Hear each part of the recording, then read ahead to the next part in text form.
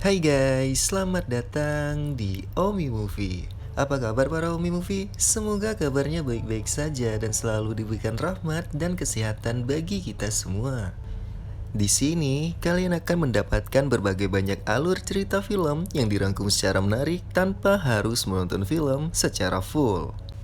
Di kesempatan kali ini, Bang Omi akan menceritakan secara singkat sebuah film horor thriller yang berjudul The Medium. Film yang dirilis Oktober di tahun 2021. Film ini mulai ramai dibicarakan di berbagai sosial media akhir-akhir ini dikarenakan film ini berdasarkan dari kisah nyata. Film ini menggabungkan dan menyeragamkan tradisi film horor Thailand dan Korea Selatan, serta banyak yang merasakan efek pusing setelah menonton. Menarik bukan? Film ini disutradarai Banjong Pisantanakun dan dibintangi oleh Narilya Gulmongkope sebagai Ming, Sawane Utoma sebagai Nim, Sirani Yang Titikan sebagai Noi, dan Yasaka Chaison sebagai Manit. Bagaimanakah ceritanya? Penasaran kan? Oke, tanpa basa-basi lagi, yuk langsung aja kita masuk ke alur ceritanya. Sebelum itu jangan lupa ya buat klik like, komen, dan subscribe untuk perkembangan channel ini. Di awal cerita, ada tim dokumenter yang menyelidiki kehidupan di Thailand, hingga akhirnya menemukan dukun yang bernama Nim di salah satu desa. Saat mewawancarai Nim, menurut Nim, warga desanya sangat percaya dengan hal mistis dan supranatural yang berhubungan dengan kepercayaan leluhur mereka yang menyembah dewa. Nim pun mengaku dapat menyembuhkan penyakit non-medis dengan bantuan dewa bayan yang merasuki tubuhnya. ก็ถ้าเป็นมะเร็งแล้วมาหาป้านะ Kemampuan ini hanya didapat melalui keturunan yang terpilih. Neneknya Nim yang sejak lahir sudah menjadi mediator bagi dewa bayan, kemudian diturunkan kepada bibinya. Tetapi karena bibinya tidak memiliki anak perempuan, maka kemampuan tersebut diturunkan kepada kakak perempuan bernama Noi. Tetapi Noi menolak hingga dewa bayan memilih Nim sebagai mediator. มาแก้บนก็ใช้เหล่าไหไก่ Berikutnya, Nim dan warga setempat melakukan ritual penyembahan kepada dewa bayan dengan membawa berbagai persembahan. Di sana, Nim mengatakan ia tidak pernah berpikir menjadi seorang dukun hingga pernah mencoba bunuh diri. หนีไปให้มันพ้นๆเลยด้วยซ้ำเนี่ยทำไมต้องเป็นเราไง Keesokan harinya, Nim melakukan perjalanan untuk menghadiri upacara kremasi kakak iparnya yang meninggal karena kanker. Dan ia juga menceritakan putra sulung Noi yang meninggal karena kecelakaan. Sesampainya di tempat duka, ada kakak tertuanya yang bernama Manit dan istrinya Santi serta anak gadis Noi yang bernama Ming. Saat tamu pulang, Ming menyerahkan kertas kepada Nim. Namun Nim merasakan ada yang aneh dari berkas sentuhan Ming tadi, serta Ming yang tiba-tiba marah kepada salah satu keluarga mereka. Beberapa jam kemudian, saat Nim akan tidur, ia melihat Ming yang berada di dalam kelambu terdiam menatap seorang nenek buta yang seolah menatapnya. Keesokan harinya, Nim melihat ada yang meninggal, dan ternyata yang meninggal tersebut adalah nenek buta yang sebelumnya dilihat oleh Nim. Karena Nim merasakan hal aneh, ia pun masuk ke kamar Ming dan menemukan sebuah benda di dalam lemarinya. Benar saja, ia menemukan barang aneh. Ming lalu datang dan mengusir Nim dari kamarnya. Lalu Nim berkata kepada ibunya Nim bahwa benda tersebut untuk mengusir roh jahat. Keesokan harinya, Ming berangkat kerja seperti biasa. Ketika ditanya oleh kameramen, Ming mengatakan tidak percaya dengan dunia perdukunan. Di tempat lain, Noi menceritakan bahwa ketika ia berusia 20 tahun, ia mulai mengalami gejala sakit kepala saat masa haid selama 5 bulan. Sehingga ia memutuskan pindah agama karena ingin menolak menjadi dukun. tetapi gejala tersebut malah berpindah kepada adiknya Nim. พอหลังจากนั้นนะย่าบายันก็ Di malam hari, rekan Ming bernama Lisa menunjukkan tingkah Ming yang aneh. Mendapati Lisa tidur karena mabuk, Ming meninggalkan Lisa, tetapi bukannya pulang ke rumah, Ming malah pergi ke kantor dan tidur di sana. Hingga keesokan pagi, salah satu rekannya membangunkan Ming. Namun Ming kaget saat darah mengalir di kakinya hingga ia lari ke toilet. Sayangnya, kameramen tidak bisa ikut masuk. Sesampainya di rumah, Ming tidak mau menjelaskan apapun kepada Noi. Hari berikutnya, saat Ming naik angkot pulang dari tempat kerja, seorang penumpang angkot menanyakan Ming yang seperti sedang merasakan kesakitan. Namun Ming tiba-tiba memukul penumpang tersebut hingga ia diusir dari angkot. Bukannya pulang, ia malah minum hingga mabuk. Dari situ, kameramen melihatkan rekamannya kepada Nim. Keesokan hari, Nim datang ke rumah Noi dengan alasan mencari gelang, hingga ia memaksa mencari gelang di kamar. Kesempatan itu digunakan Nim dan Manit untuk berbicara kepada Ming. Ia bertanya, apakah ada suara-suara aneh yang memanggil? Sayangnya belum sempat menjawab, sang ibu kembali dan melarang mereka bicara. Ming pun mengatakan kepada Noi bahwa ia tidak ingin menjadi dukun. Di sisi lain, Ming bercerita bahwa ia mengalami sakit kepala, sakit punggung hingga sulit buang air kecil. หมอก็บอกว่าหมอไม่รู้ว่าเป็นอะไร Setiap malam, ia bermimpi melihat seorang pria besar dengan tubuh dipenuhi mantra dan memegang sebuah senjata. Dan ada pria lain yang kepalanya dipenggal, tetapi berusaha mengatakan sesuatu yang tidak dapat ia dengar. Saat sedang bekerja, Ming mengalami sakit dan berlari ke toilet. Mendengar teriakan Ming, kameramen mengejar dan mencoba menolong, namun Ming menolaknya. Setelah itu, sang atasan memanggil Ming dan tidak mengizinkan kameramen ikut. Terlihat dari kaca bahwa Ming marah dan buru-buru pergi meninggalkan kantor. Ia kemudian mempersiapkan diri untuk acara gerejanya. Terjadi lagi keanehan. Ming yang menggosok gusinya hingga berdarah. Saat acara berlangsung pun, Ming melempari para penonton dan kejadian tersebut dilihat oleh Nim. Kemudian Ming berangkat lagi ke kantor, padahal ia sudah diberhentikan. Kemudian atasan memanggil security untuk mengusir Ming yang terlihat sangat pucat. Lalu atasan bercerita kepada kameramen bahwa telah kehilangan barang di kantor hingga memeriksa CCTV. Ternyata di CCTV terdapat rekaman Ming yang melakukan perbuatan kotor dengan pria yang tidak dikenal. Bagian ini tidak dapat kita tampilkan ya teman-teman. Yang penasaran mau melihat adegannya, silakan menonton langsung versi lengkapnya. Berlanjut, Noi yang baru pulang mendengar air dari dalam kamar mandi. Ketika dibuka, terkejutnya dia melihat Ming yang sudah tidak sadarkan diri dan menelpon pihak rumah sakit. Saat di rumah sakit, Noi meminta Nim melakukan ritual penyerahan agar anaknya sembuh. Namun Nim berkata ia tidak bisa melakukannya karena yang merasuki Ming bukan Dewa Bayan. Nim langsung mengajak Manit pergi kembali ke rumah dan meminta agar kamar almarhum Mike dibuka. Ia menatap foto, lalu Nim sadar bahwa Mike meninggal bukan karena kecelakaan, melainkan bunuh diri.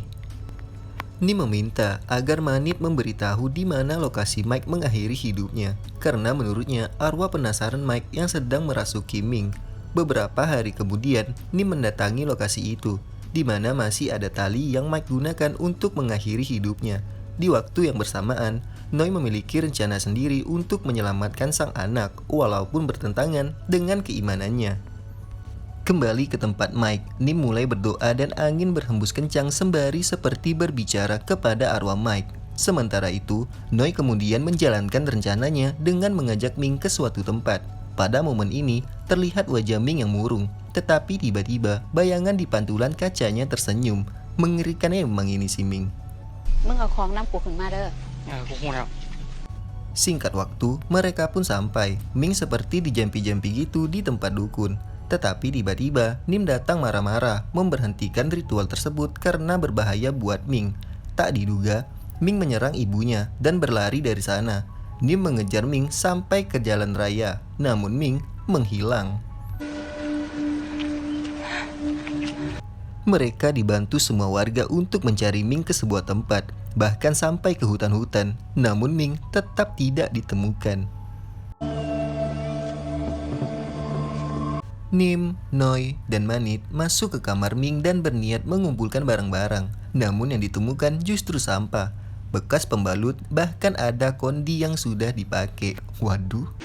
ใครยังไม่หยิบออกไปด้วยนะ Nim melakukan ritual lagi di tempat Mike mengakhiri hidupnya, bahkan sampai malam hari. Dan ritual tersebut ia lakukan berhari-hari, meski cuaca tidak mendukung. Sudah sebulan sejak Ming menghilang, Manit datang ke kantor polisi dan mengamuk karena polisi masih belum memberikan informasi tentang Ming yang menghilang. Selanjutnya, saat Nim melakukan ritual, tetapi hari ini telur yang ia pecahkan berubah berwarna hitam. Nim pun pergi dari sana dan mengatakan penyebab semua ini bukan Mike. Ia pun pergi ke suatu tempat, lebih tepatnya bangunan pabrik yang terbengkalai di tengah hutan. Bahkan akar-akar pohon gede menempel di dinding bangunan. Ternyata benar firasat Nim, ia menemukan Ming di sana dengan kondisi yang sangat memprihatinkan. Hebat memang Bu Dukun ini, bisa menemukan Ming di bangunan di tengah hutan. Ming pun langsung dibawa ke rumah sakit. Ia dehidrasi, malnutrisi, dan tidak sadarkan diri. Nim naik gunung ke tempat ritual di patung Dewa Bayan. Tetapi saat sampai di tempat ia histeris karena patung Dewa Bayan sudah dihancurin tidak tahu oleh siapa. Saat di rumah Ming, Nim yang tahu Ming masih kerasukan dan menanyakan siapa yang sedang masuk ke dalam tubuh Ming. Namun arwah yang menjawab dengan bercanda. Dan tiba-tiba Ming merobek bajunya dan mencoba memperkaos paman Ming yaitu Manit. Akhirnya Ming diikat dan dijampi-jampi oleh Nim.